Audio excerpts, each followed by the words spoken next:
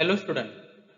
Today we are going to learn another concept related to bookkeeping and accountancy. In last lecture we have learned transaction, entry, narration and goods. Today we are going to learn another concept used in bookkeeping and accountancy. See, concepts are from first chapter. Today we are going to learn concept of debtor, concept of bad debt, creditors, revenue, income, expenses that may be called as expenditure, profit, loss. So today we will learn these 8 important terms or concepts used in bookkeeping and accountancy. आज आपण एकूण 8 कन्सेप्टचा किंवा ज्या 8 terms आहेत त्याचा अभ्यास करणार आहोत. Debtor, bad debt, creditor, revenue, income, expenses that may be called as a expenditure, profit and loss. So let's start with first concept, debtor. Debtor, here is one person and here is other person. The name of first person is Mr. Amit and name of second person is Mr. Prakash. या ठिकाणी दोन व्यक्ती आहेत. एका व्यक्तीचे नाव आहे mister Amit आणि दुसऱ्या व्यक्तीचे नाव आहे mister Prakash. Mister Amit is seller and Mr. Amit sold some goods to Mr. Prakash. Mister Amit काय आहे? सेलर आहे आणि त्या मिस्टर अमितने काही जो गुड्स आहे तो कोणाला सोल्ड केलेला आहे? प्रकाशला सोल्ड केला म्हणजे विकला आहे. Worth ₹5,000 and the value of that goods was ₹5,000. म्हणजे मिस्टर अमितने मिस्टर प्रकाशला जो गुड्स विकला त्याची व्हॅल्यू किती आहे? 5,000. But Mr. Prakash decided to pay that amount later on. म्हणजे मिस्टर प्रकाशने काय सांगितलं की मी तुला पैसे आता देणार नाही. And therefore he has promises to Mr. Amit to make payment later on. आणि मिस्टर प्रकाशने प्रॉमिस केलं मिस्टर अमितला की तुझे पैसे मी आता देणार नाही, तुझे पैसे मी नंतर देणार. Okay, so here goods has been sold on credit basis. इथे लक्षात ठेवा गुड्स कोणत्या बेसिसवर विकले गेलेले आहेत? क्रेडिट बेसिसवर. So this is nothing but credit transaction. हे कोणतं ट्रान्झॅक्शन आहे? Credit transaction. Because goods has been sold by mister Amit to mister Prakash but mister Prakash promises to make payment in future. बघा मिस्टर अमितनी गुड्स विकलेला आहे, मिस्टर प्रकाशला गुड्स मिळालेला आहे, पण मिस्टर प्रकाशनी पैसे दिलेले आहेत का? 5,000 नाही दिले. मग मिस्टर प्रकाशनी काय केलं? प्रॉमिस केलं to make payment in future. त्यांनी सांगितलं की मी तुमचे पैसे नंतर देईन.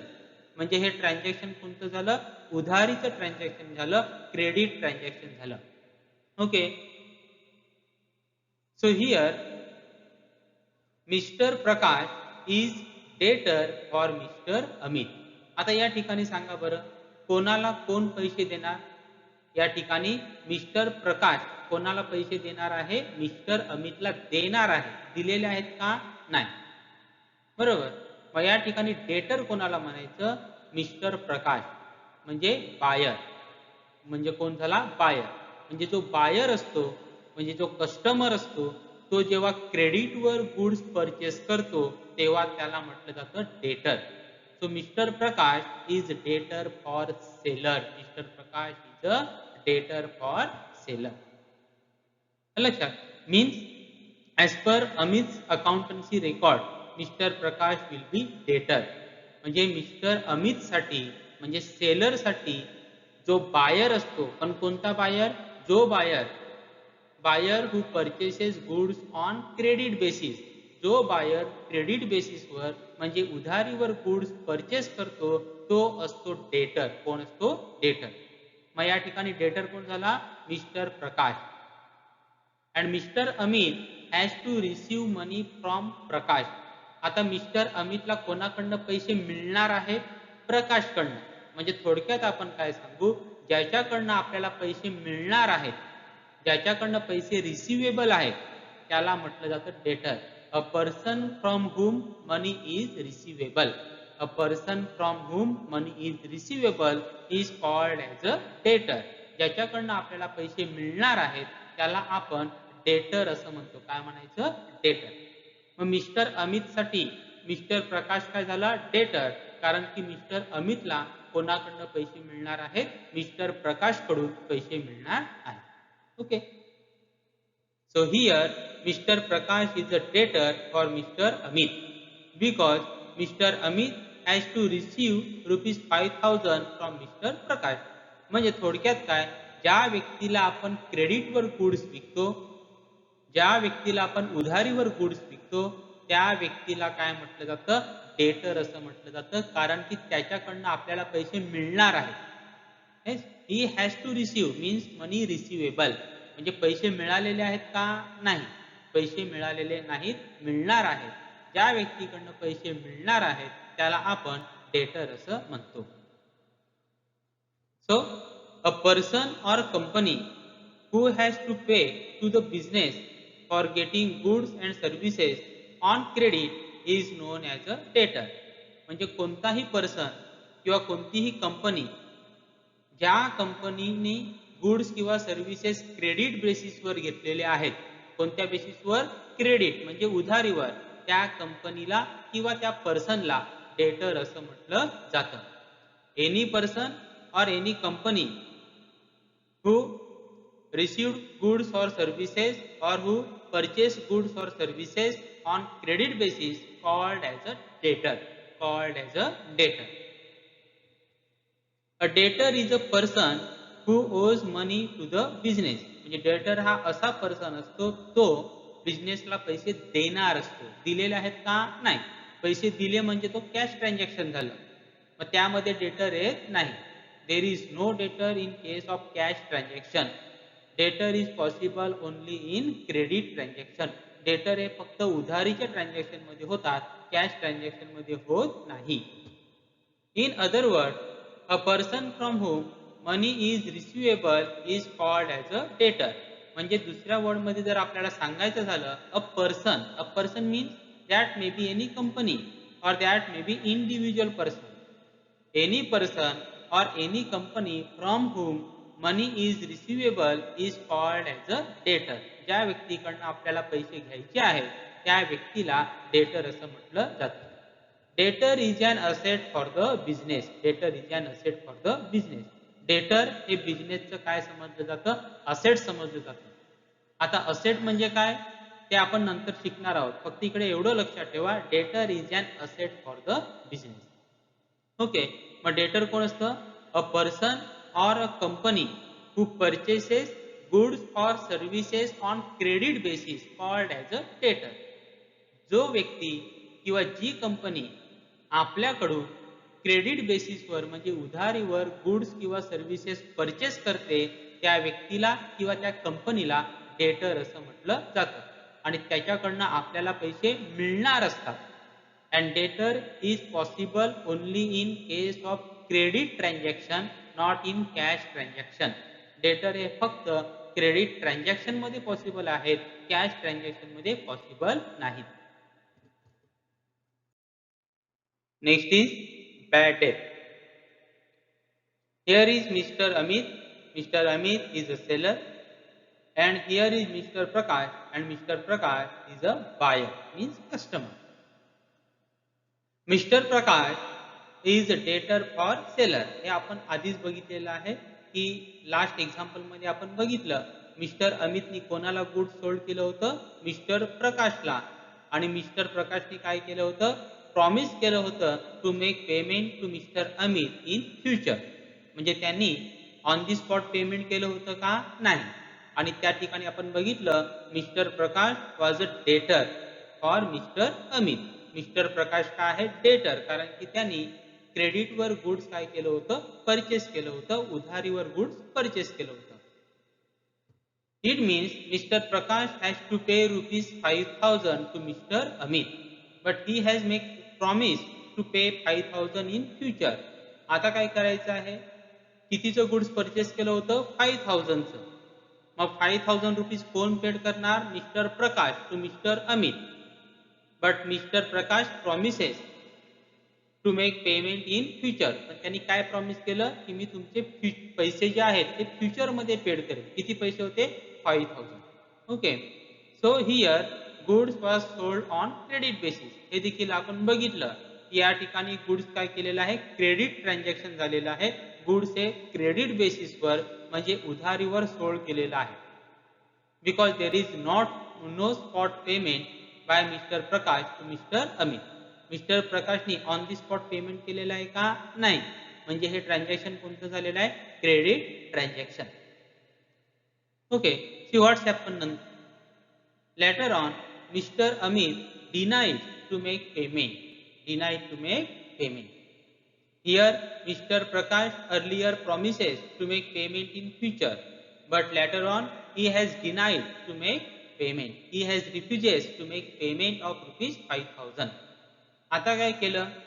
मिस्टर प्रकाशने सांगितलं तेव्हा गुड्स घेताना सांगितलं की मी तुमचे पैसे नंतर देईन, परंतु नंतर जेव्हा त्याच्याकडे पैसे मागायला गेला मिस्टर अमित, तेव्हा त्यांनी पैसे देण्यासाठी नकार दिला, म्हणजे त्यांनी पैसे दिले नाही. He has denied or you can say refuses to make payment. त्यांनी पैसे काही दिले नाही.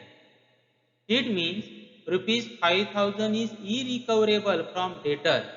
याचाच अर्थ रुपीज 5,000 इज इरिकव्हरेबल, म्हणजे रुपीज 5,000 आता मिस्टर अमितला मिळणार आहेत का? मिळणार नाहीत. त्याला मिळणार होते. कोणाकडनं मिळणार होते? Mister प्रकाशकडून.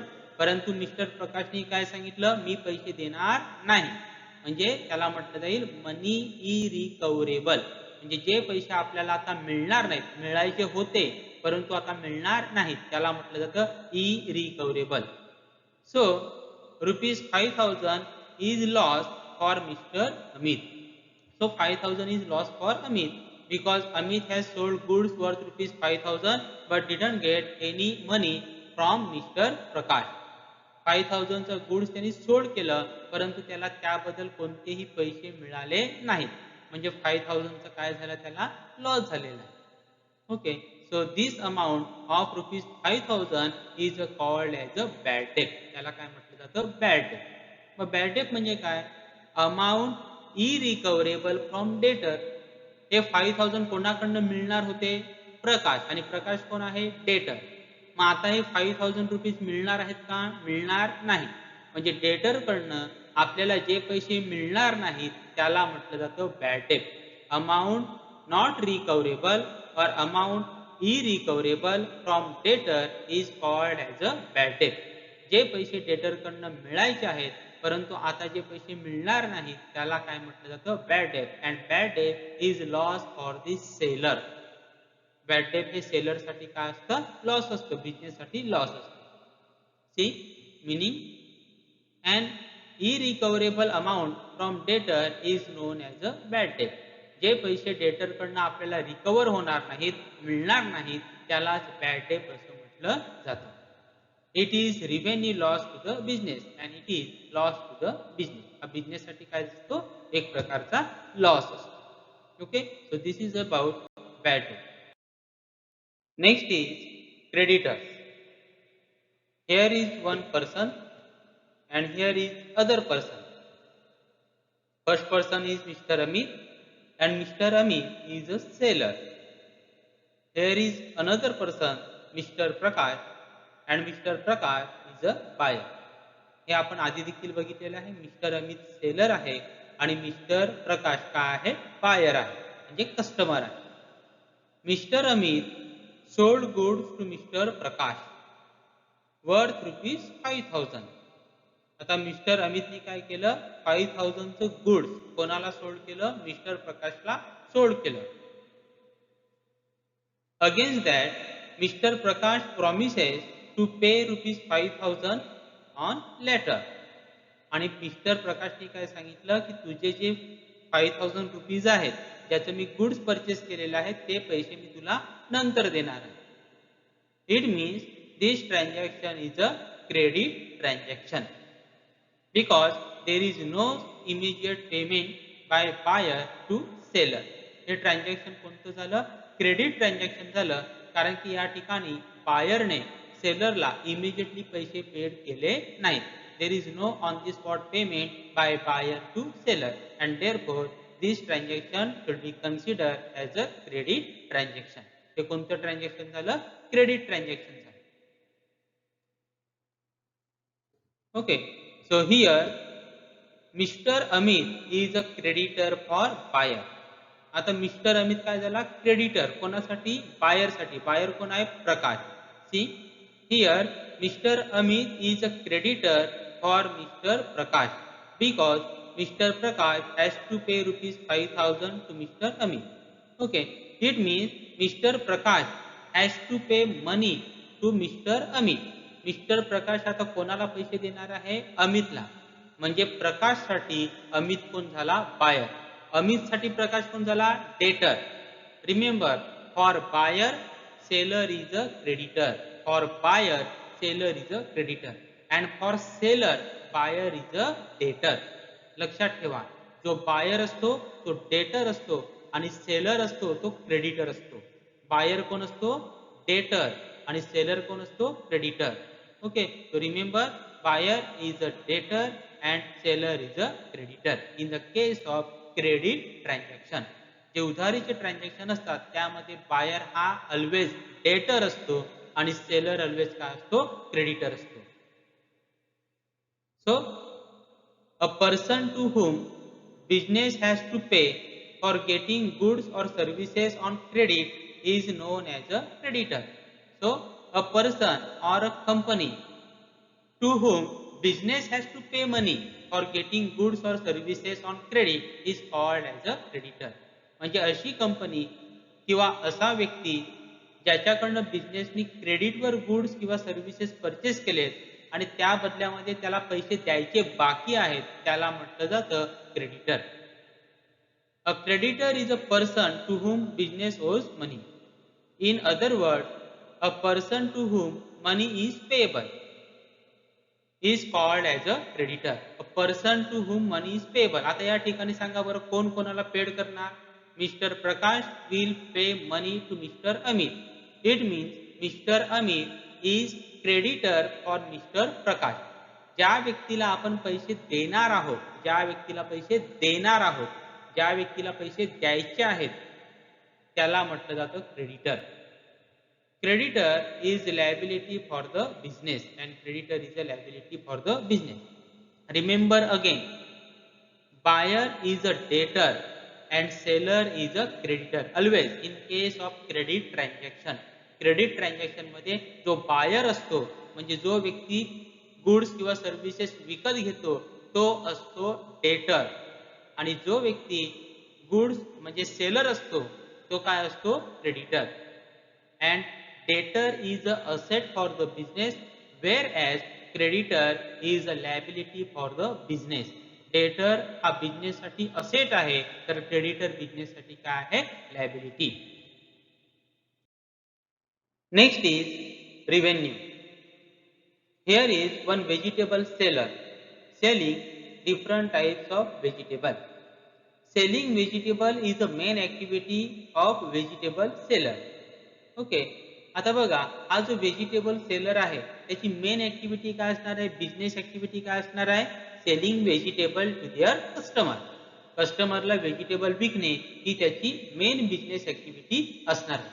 And that main business activity is called as a operating activity. त्यालाच काय म्हटलं जातं? Operating activity. So income from selling vegetable is a revenue for this seller. आणि म्हणून व्हेजिटेबल सेल करून त्याला जे काही इन्कम मिळणार आहे त्यालाच म्हटलं जाईल रिव्हेन्यू. त्याला जे काही पैसे मिळणार आहेत त्यालाच म्हटलं जाईल रिव्हेन्यू. एक एक्झाम्पल बघू. समजा ह्या व्हेजिटेबल सेलरनी लॉटरी घेतली आणि लॉटरीमध्ये त्याला ₹10,000 मिळाले. म्हणजे पैसे मिळाले का? येस, पैसे मिळाले. मग त्याचं इन्कम आहे का? Yes, that is also income. त्याला 10,000 मिळाले, दॅट इज इन्कम. ते त्याचं इन्कम झालं. मग हे 10,000 आपण रिव्हेन्यू म्हणता येईल का? नाही. कारण की लॉटरी घेणे ही त्याची मेन बिझनेस ऍक्टिव्हिटी आहे का? नाही. बरोबर, ही त्याची मेन बिझनेस ऍक्टिव्हिटी आहे का? नाही. What is main business activity? Selling vegetable. Vegetable sale करणे हे त्याची मेन बिझनेस ऍक्टिव्हिटी आहे. म्हणून जेव्हा तो व्हेजिटेबल सेल करेल त्याच्यामधनं त्याला जे पैसे मिळतील त्याला काय म्हणायचं? रिव्हेन्यू. त्याला काय म्हणायचं? Revenue. So revenue means income from operating activity or income from normal business activity is called as a revenue. See another example. We know Britannia company, and Britannia company sells different types of biscuits, different types of cookies and different types of breads. So what is main activity for Britannia company? What is operating activity for Britannia company? Selling biscuit, selling cookies, selling bread is a main business activity for Britannia company. आलं लक्षात? मग आता selling biscuit is a normal business activity, operating activity for Britannia company. आणि म्हणून Britannia company काय करते? Biscuit sale करते, बरोबर, ब्रेड तयार करते ते विकते, कुकीज तयार करते ते विकते. म्हणजे बिस्किट तयार करणे, कुकीज असतील त्या तयार करणे आणि ते विकणे ही त्यांची मेन बिझनेस ऍक्टिव्हिटी आहे. आणि म्हणून हे सेल करून त्यांना जे पैसे मिळणार आहेत त्याला म्हटलं जाईल रिव्हेन्यू. काय म्हटलं जाईल? Revenue. And therefore income from selling biscuits cookies is revenue for Britannia company. ते त्याच्यासाठी त्याला रिव्हेन्यू असं म्हटलं जाईल. मग आता एक एक्झाम्पल घेऊया. ब्रिटानिया कंपनीने काय केलं? त्यांची एक फॅक्टरी होती. ज्या फॅक्टरीमध्ये काहीच काम नव्हतं. ती फॅक्टरी रेंटल बेसिसवर दिली. ती फॅक्टरी कोणत्या बेसिसवर दिली? रेंटल बेसिसवर दिली. आणि त्यापासून त्यांना पर मंथ 10,000 रुपीज रेंट मिळालं. मग आता हे 10,000 रुपीज इन्कम त्याला रिव्हेन्यू म्हणता येईल का? त्याला पैसे मिळाले का? येस, ब्रिटानिया कंपनीला 10,000 रुपीज पर मंथ मिळतात. मग ते इन्कम आहे का? Yes, income. पण त्याला रिव्हेन्यू म्हणता येईल का? नाही. That is not revenue. Because giving factory on rental basis is not main activity for Britannia company.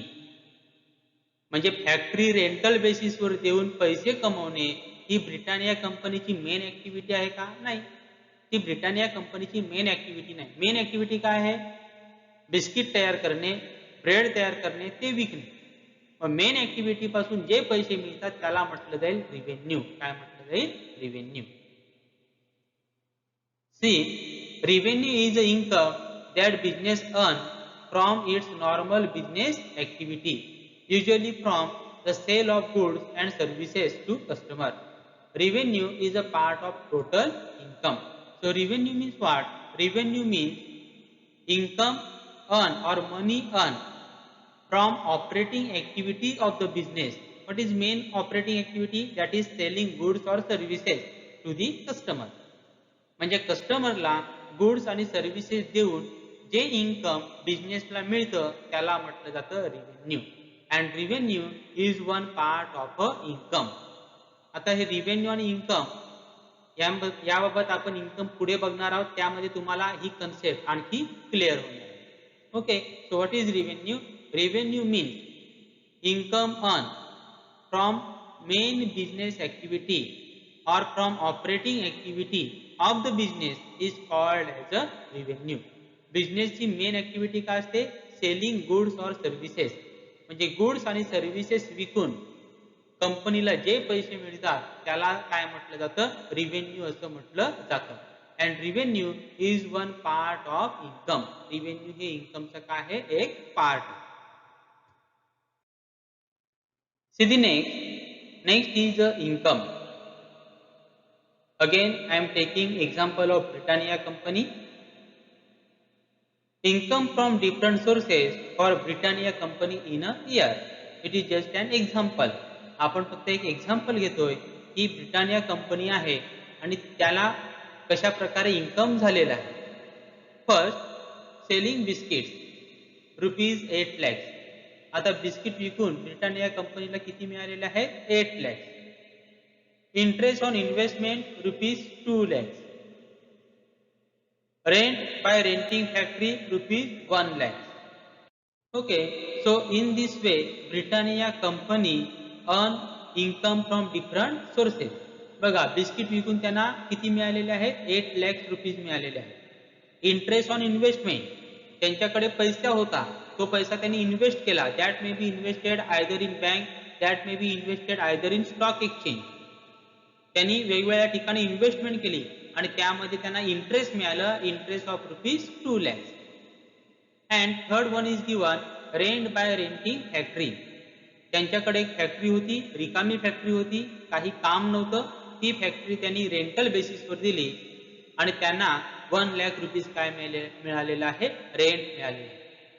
Okay, it means there is total income of 11 lakhs. या ठिकाणी ब्रिटानिया कंपनीला टोटल इन्कम किती झालेलं आहे 11 lakhs. टोटल पैसे किती मिळालेले आहेत 11 lakhs. 8 lakhs from selling biscuit, 2 lakhs from interest on investment and 1 lakh from as a rent by renting factory. अशा प्रकारे त्यांना टोटल 11 lakhs रुपीज टोटल काय झालेलं आहे इन्कम झालेलं आहे. बघा, selling biscuit is a business or you can say operating activity for Britannia company. And interest on investment and rent by renting factory are non-operating activities. ह्या ज्या दोन activities आहेत ना, interest on investment and rent by renting factory, non operating activity. बरोबर, कारण की Britannia कंपनीचं main काय असणार आहे operating activity selling biscuit. Biscuit तयार करणे, ब्रेड तयार करणे आणि ते विकणे, ही त्यांची झाली मेन ऑपरेटिंग ऍक्टिव्हिटी. आणि त्यापासून त्यांना किती मिळालेले आहेत 8 lakhs. And income from selling biscuits ₹8 lakhs. And therefore 8 lakhs is also called as a revenue or you may call as a income. म्हणजे ते इन्कम तर आहेच, पण त्याला काय कन्सिडर केलं जातं रिव्हेन्यू असं कन्सिडर केलं जातं. ऑल इज अ इन्कम, हे सर्व इन्कमच आहे. 8 lakhs इज ऑल्सो इन्कम. मी आधीच सांगितलंय revenue is a part of income. म्हणजे टोटल इन्कम किती आहे 11 lakhs. Total income is 11 lakhs. But out of that total income of 11 lakhs, ₹8 lakhs is revenue. म्हणजे total income तुमचं 11 lakh आहे, त्यापैकी 8 lakhs काय आहे रिव्हेन्यू. आणि हे जे 3 lakhs मिळालेले आहेत that is from non operating activity. म्हणजे पैसे इन्व्हेस्ट करणे, त्यामधनं इंटरेस्ट कमावणे, फॅक्टरी रेंटलला देणे, त्यामधून रेंट कमावणे, ही काय बिझनेसची मेन ऍक्टिव्हिटी नाही. What is main activity of business? Selling goods और सर्व्हिसेस टू कस्टमर. कस्टमरला गुड्स और सर्व्हिसेस सेल करणे ही ब्रिटानिया कंपनीची मेन बिझनेस ऍक्टिव्हिटी आहे. आणि त्यामधून मिळालेले पैसे रिव्हेन्यू समजलं जाईल आणि बाकीचे कोणतेही पैसे त्यांना जे मिळणार आहेत त्याला काय म्हटलं जाईल इन्कम असं म्हटलं जाईल. Okay, so income means revenue arising as a result of all business transaction. तुम्हाला जे काही बिझनेस मध्ये पैसे मिळतात, all that money received is called as a income. तुम्हाला जे काही पैसे मिळतात त्याला म्हटलं जातं इन्कम असं म्हटलं जाईल. It is total earning from business activities that is operating activity and non operating activity. मग इन्कम म्हणजे काय? Earning from operating activity as well as from non-operating activity. Total is called as a income. म्हणजे operating activity किंवा non operating activity याच्यामधून आपल्याला जे काही पैसे मिळतात त्याला काय म्हटलं जातं इन्कम असं म्हटलं जातं. जनरली आपण सर्वांना आता इन्कमच म्हणणार. पैसे मिळाले म्हणजे आपण काय म्हणणार इन्कम. रिव्हेन्यू आपण काही शब्द वापरणार नाही. परंतु लक्षात ठेवा रिव्हेन्यू म्हणजे काय? Revenue means income earn from operating activity of the business. म्हणजे गुड्स किंवा सर्व्हिसेस सेल करून जे पैसे मिळतात त्याला रिव्हेन्यू म्हटलं जातं. But revenue is also income. Revenue पण काय असतं इन्कम असं म्हणतात. यापुढे आपण त्याला फक्त इन्कम हा शब्द वापरणार, रिव्हेन्यू हा शब्द आपण शक्यतो वापरणार नाही. आलं लक्षात? म्हणजे इन्कम म्हणजे काय? एनी रिव्हेन्यू और any money earn by the business from operating activity as well as from non operating activity called as a income. म्हणजे कोणत्याही बिझनेस ट्रान्झॅक्शनमधून कंपनीला बिझनेसला जे पैसे मिळतात त्याला म्हटलं जातं income. That may be from operating activity or that may be from non operating activity. So this is about income. Next is expenses, or you can say expenditure. Different expenses made by a company. Here is one example I have taken. Payment of salary to employees. You are running one company and you have paid salary of rupees 1 lakh to your employees. Salary म्हणजे पगार. तुम्ही एक company चालवता आणि त्यानुसार तुम्ही तुमचे जे एम्प्लॉईज आहेत, कर्मचारी आहेत, त्यांना 1 लाख रुपये काय दिलेले आहेत? सॅलरी दिलेले आहे.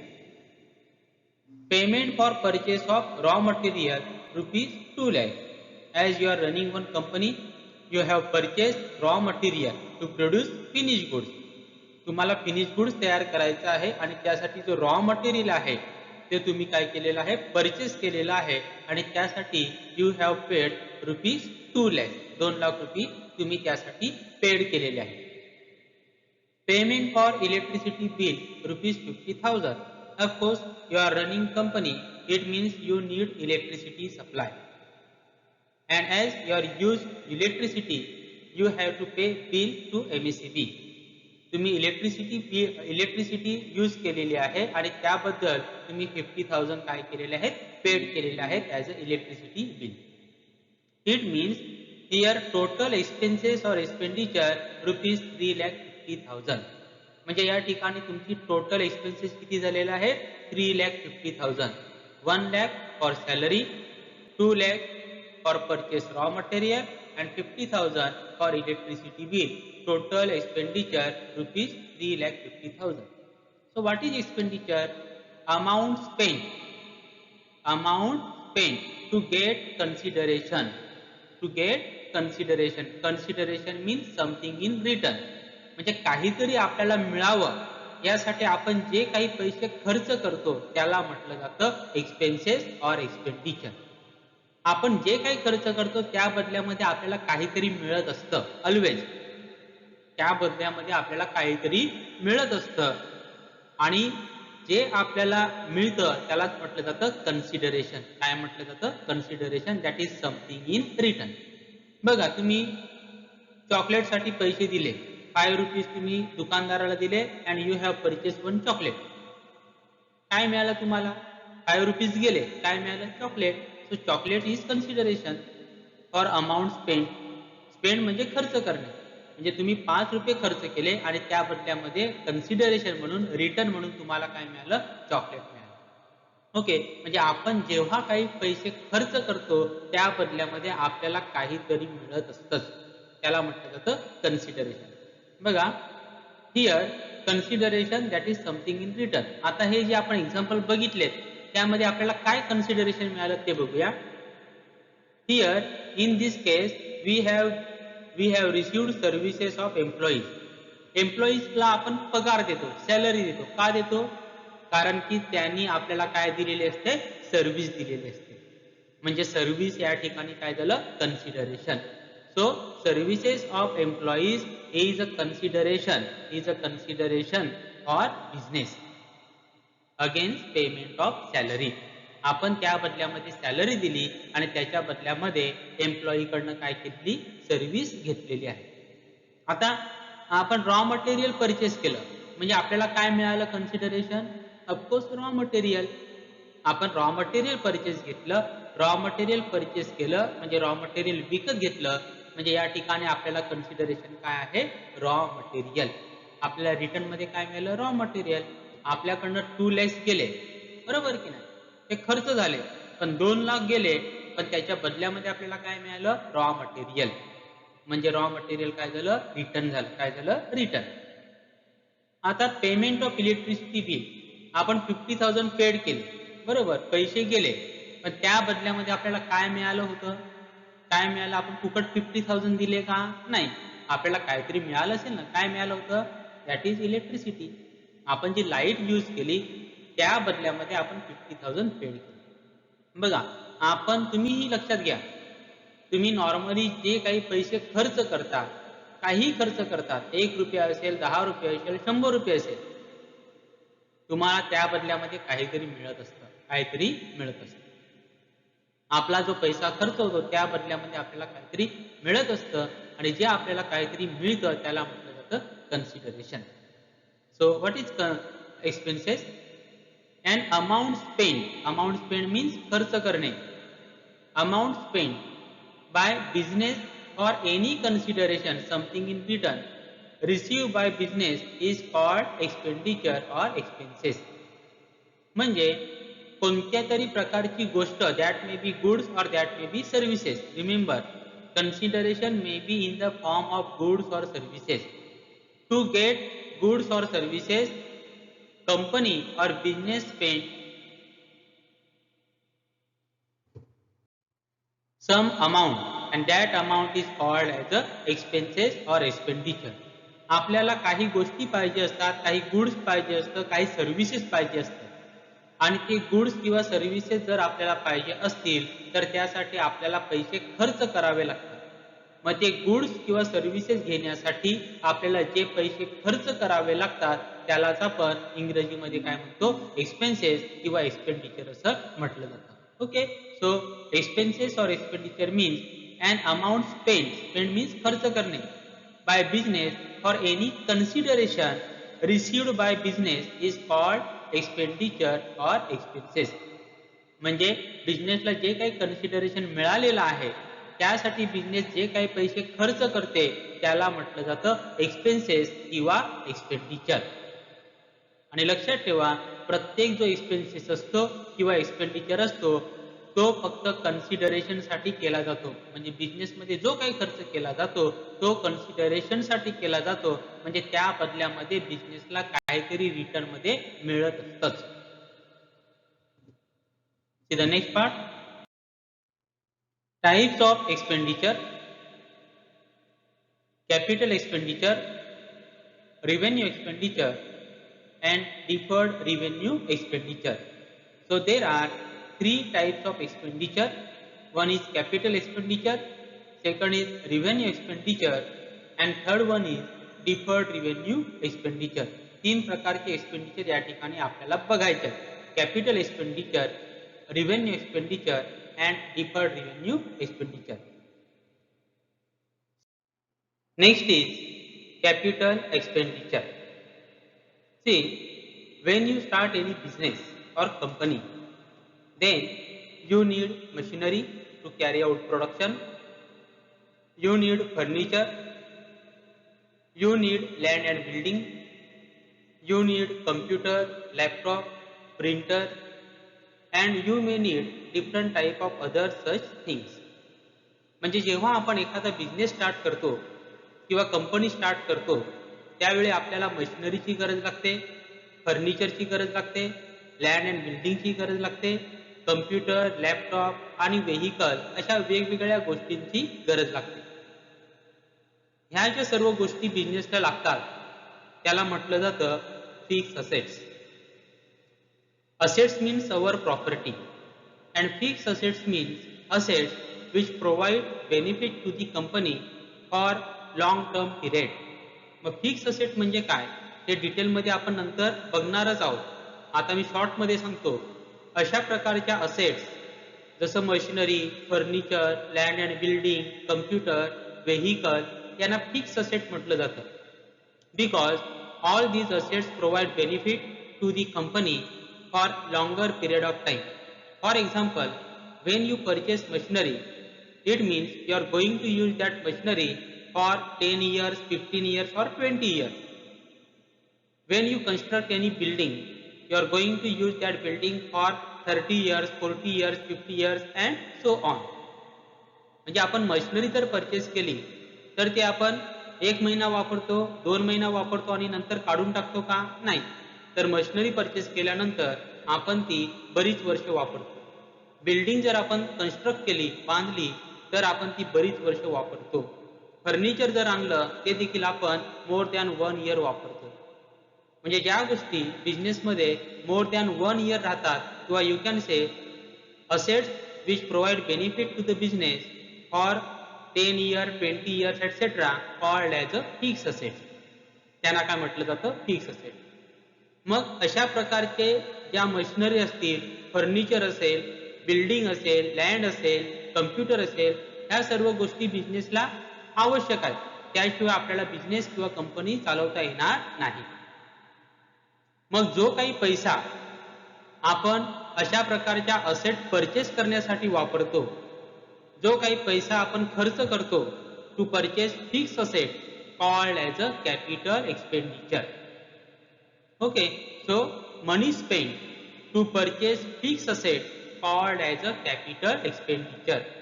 या प्रकारचे जे फिक्स असेट आहेत, म्हणजे मशिनरी परचेस केली त्याला म्हटलं जाईल capital expenditure. Machinery for example, you have purchase machinery for ₹20,000. तुम्ही 20,000 ची मशिनरी परचेस केली, म्हणजे तुमचे पैसे खर्च झाले, बरोबर. पण हा जो खर्च आहे, एक्सपेंडिचर आहे, एक्सपेन्सेस आहे, त्याला कोणतं मग काय म्हटलं जाईल? Capital expenditure, not revenue expenditure.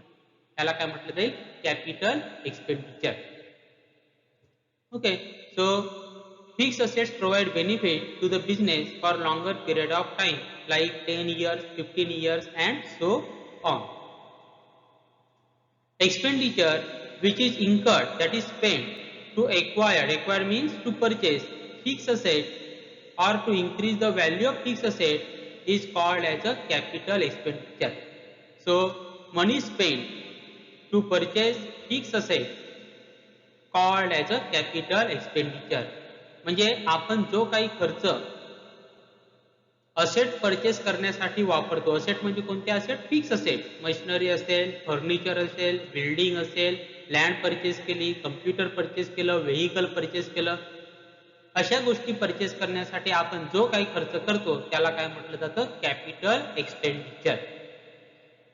Or any amount of money spend to increase the value of fixed asset is also called as a capital expenditure. किंवा कोणताही खर्च ज्यामुळे आपले जे फिक्स असेट आहे त्याची व्हॅल्यू वाढणार असेल, त्यासाठी जर आपण खर्च केला त्याला देखील काय म्हटलं जाईल? कॅपिटल एक्सपेंडिचर असं म्हटलं जाईल. For example, construction of new floor on the building.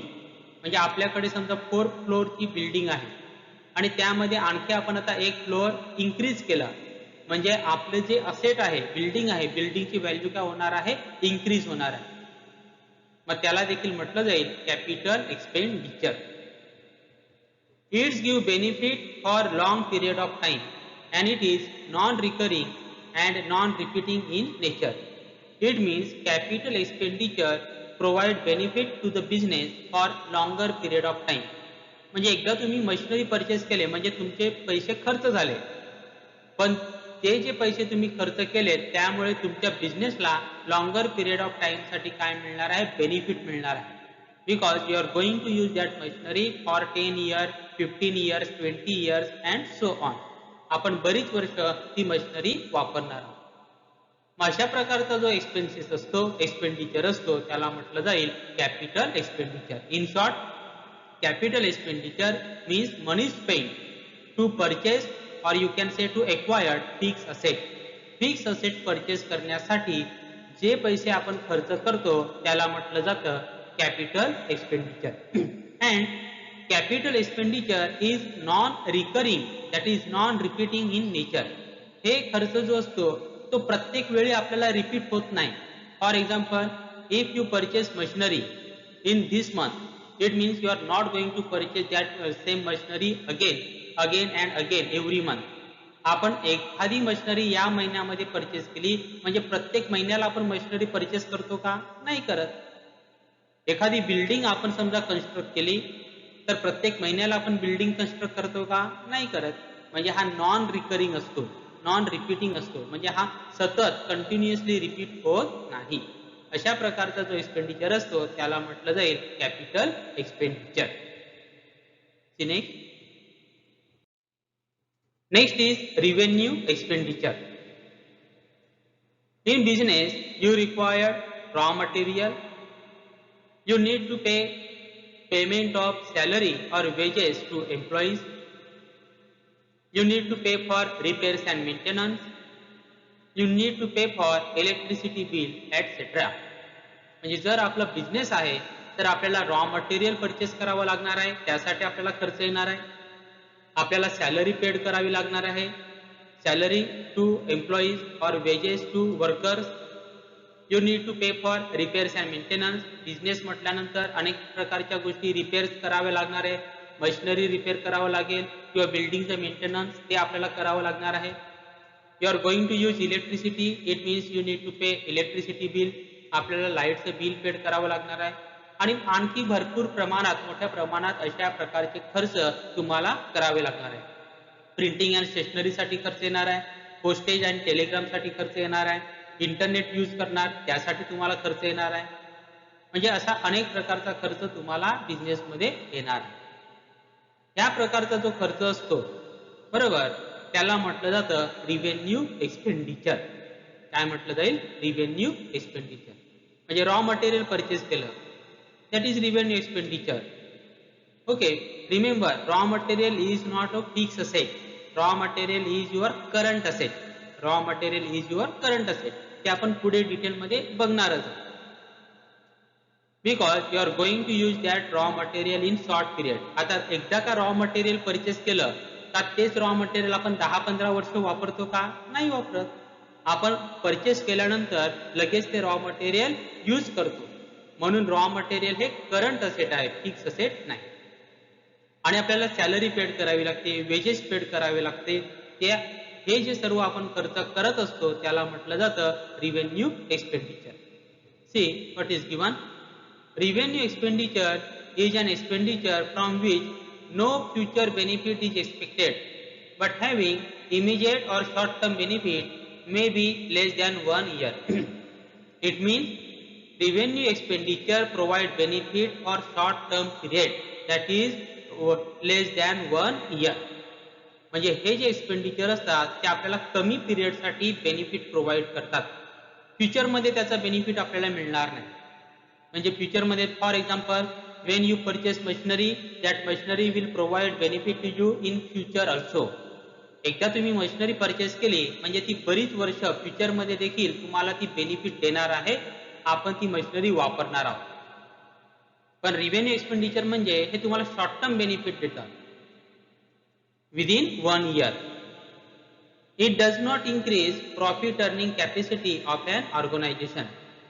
It means revenue expenditure does not increase profit earning capacity of an organization. म्हणजे revenue expenditure मुळे ऑर्गनायझेशनची किंवा बिझनेसची कोणत्याही प्रकारे प्रॉफिट अर्निंग कॅपॅसिटी इन्क्रीज होत नाही.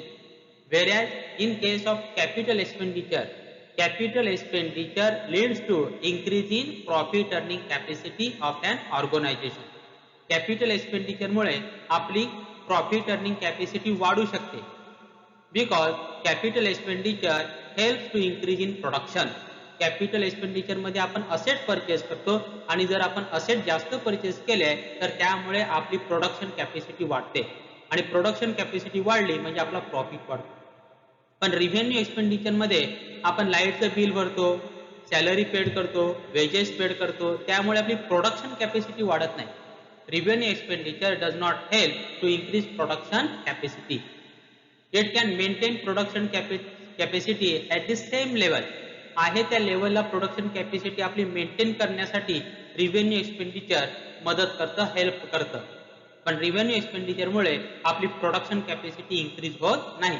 And therefore revenue expenditure does not help in profit earning capacity of an organization. These are normal day-to-day operating expenses of a business organization and appear on debit side of trading account or profit and loss account. Revenue expenditure are day-to-day expenditure. म्हणजे business मध्ये अनेक प्रकारचे day to day expenditure असतात. All that expenditure are called as a recurring expenditure. Recurring means repeating. म्हणजे salary. मग salary आपण काय वर्षातनं एकदा देणार, पेड करणार का? नाही, आपल्याला ती प्रत्येक महिन्याला पेड करावी लागणार आहे. Electricity bill, you have to pay electricity bill every month. प्रत्येक महिन्याला तुम्हाला इलेक्ट्रिसिटी बिल पेड करावे लागणार आहे. म्हणजे हे रिकरिंग असतं, रिपीटिंग असतं. You have to purchase raw material regularly. Raw material काय आपण फक्त आयुष्यामध्ये किंवा पूर्ण वर्षभरामध्ये एकदाच परचेस करतो का? नाही. तुम्हाला कंटिन्युअसली रॉ मटेरियल परचेस करावं लागणार आहे. म्हणजे तो जो एक्सपेन्सेस आहे तो रिकरिंग असतो, रिपीटिंग असतो, सतत होत असतो. म्हणजे जो खर्च कंटिन्युअस होत असतो त्याला म्हटलं जातं revenue expenditure. Okay, so money spend to purchase raw material, to make payment of wages और salary, to make payment of electricity bill, etc., called as revenue expenditure. Revenue expenditure is recurring in nature. Recurring means repeating in nature. ते सतत repeat होत असतं, continuous आपल्याला ते करत राहावं लागतं, त्याला म्हटलं जातं revenue expenditure. And remember, revenue expenditure does not increase profit earning capacity of an organization, whereas capital expenditure helps in increasing profit earning capacity of an organization. See next is deferred revenue expenditure. When you run any company, you need to do advertisement to increase sale of your product. म्हणजे जर आपण company चालवतोय आणि जर आपल्याला वाटत असेल की आपले जे प्रोडक्ट आहेत ते जास्तीत जास्त त्याचा सेल झाला पाहिजे, मग आपल्याला काय करावं लागतं? ॲडव्हर्टाइजमेंट करावी लागते. And also you need to pay for some legal cases और लीगल रिझन. म्हणजे आपल्याला कंपनीमध्ये मोठ्या प्रमाणात ॲडव्हर्टाईजचा खर्च करावा लागतो आणि काही वेळा आपल्याला लीगल एक्सपेंडिचर देखील पेड करावा लागतो. So when company make heavy advertisement expenditure, then that type of expenditure called as a deferred revenue expenditure, or heavy legal expenditure also called as deferred revenue expenditure. Basically, revenue expenditure provide benefit up to 1 year. Revenue expenditure आपल्याला short term benefit देतात, means up to 1 year. एका वर्षापर्यंत आपल्याला benefit देतात.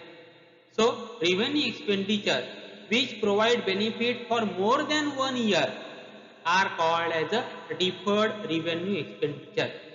पण काही expenditure असे असतात की जे रिव्हेन्यू आहेत, म्हणजे जे सतत करावे लागतात, म्हणजे ते रिव्हेन्यू आहेत. As per nature they are revenue, but that expenditure provide benefit to the organization for more than 1 year. पण ऑर्गनायझेशनला एकापेक्षा जास्त इयरसाठी त्या बेनिफिट प्रोव्हाइड करतात, त्याला म्हटलं जातं deferred revenue expenditure. See, an expenditure which is basically revenue in nature but benefit of which is not exhausted within 1 year is called as a deferred revenue expenditure. Not get exhausted, it means it provide benefit for more than 1 year. म्हणजे जे expenditure एका इयरपेक्षा जास्त इयरसाठी benefit provide करतात त्याला म्हटलं जातं deferred revenue expenditure. For example, heavy advertisement expenditure. समजा तुम्ही ॲडव्हर्टाईजवर मोठ्या प्रमाणात खर्च केला, मग त्या ॲडव्हर्टाईजचा फायदा फक्त एका वर्षासाठीच होणार आहे का? No. Heavy advertisement helps increase in sale for more than 1 year. कारण की त्याचा इम्पॅक्ट कस्टमरवर होत असतो, लोकांवर मोठ्या प्रमाणात होतो आणि त्यामुळे तुमचा जो सेल आहे तो फक्त एकाच वर्षासाठी वाढतो असं नाही, तर अनेक वर्षांसाठी वाढत असतो. आणि म्हणून heavy advertisement expenditure is called as a deferred revenue expenditure because that expenditure provide benefit to the business for longer period of time. Okay, next is profit.